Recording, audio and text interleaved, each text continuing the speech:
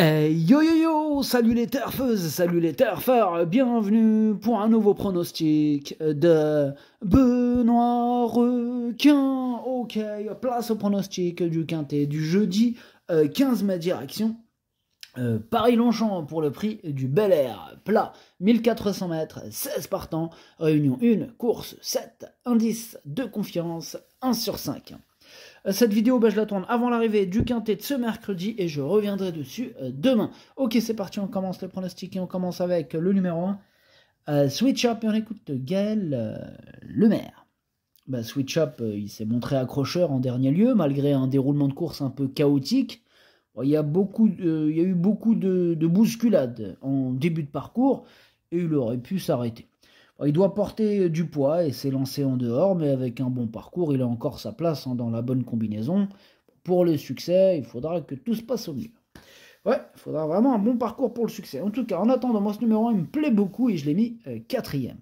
On passe au numéro 2, Smile for Me, que je n'ai pas retenu, j'en ai préféré d'autres. Donc on passe au numéro 3, Prince au Bois. Alors, lui non plus, je ne l'ai pas retenu, mais attention.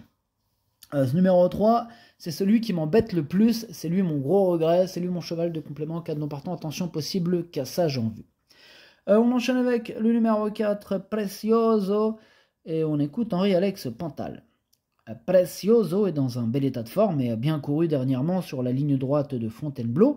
Il s'était bien imposé auparavant dans un handicap et on tente le coup ici pour voir s'il est encore compétitif en 39 de valeur. Il a pour lui d'être bien placé à la corde. Ok, merci Henri-Alex. Eh bien, ce numéro 4, je pense qu'il peut faire mal. Moi, je l'ai mis 5e. On enchaîne avec le numéro 5, Boga, et on n'aura pas les commentaires de l'entraîneur. En même temps, c'est qui l'entraîneur? C'est Captain Ian Barbro en personne.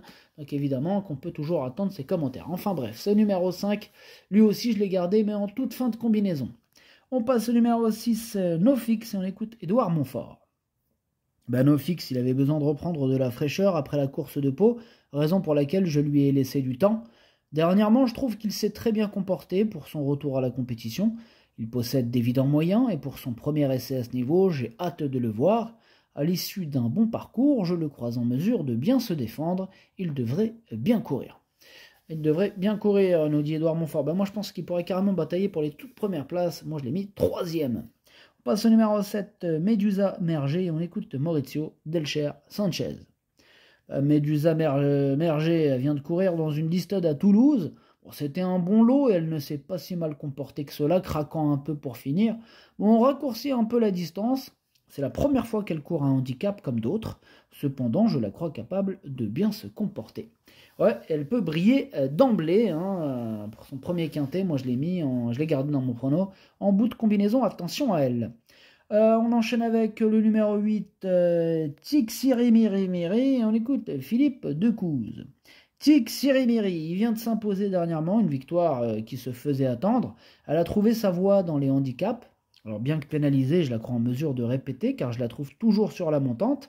Alors certes, on change de catégorie avec une pénalité, mais elle partira avec ma confiance. Ok, merci Philippe. Ce numéro 8, lui aussi je l'ai gardé, il me plaît bien, attention, à ne pas sous-estimer, moi je l'ai mis 6e. On enchaîne avec le numéro 9, Mr. Chang, on n'aura pas les commentaires de l'entraîneur, toujours le même, Captain Ian Barbro en personne, bref, amusez-vous bien avec vos amis à la pêche. Ce numéro 9 fait partie de mes préférés et je l'ai mis 2e. On passe au numéro 10, Aventino, on écoute Christophe Ferland. Aventino s'est lancé en dehors dernièrement et a bien terminé sur 1300 mètres. Bon là, la distance a été modifiée puisqu'on passe sur 1400 mètres. Il y a 600 mètres de ligne droite et je pense qu'il peut faire aussi bien que la dernière fois, mais il est vrai que le 14 à la corde n'est pas l'idéal. Ouais, mais sur sa classe, malgré ce numéro, je pense qu'il peut tous les battre. C'est mon préféré, ce numéro 10. On passe au numéro 11, City Town, que je n'ai pas du tout retenu. Donc on enchaîne sur le numéro 12, Premium Pass.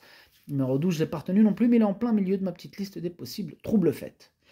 Le numéro 13, Ocean Treaty, que je n'ai pas retenu. Donc on passe au numéro 14, Tywin. Ce numéro 14, lui non plus, je ne l'ai pas retenu.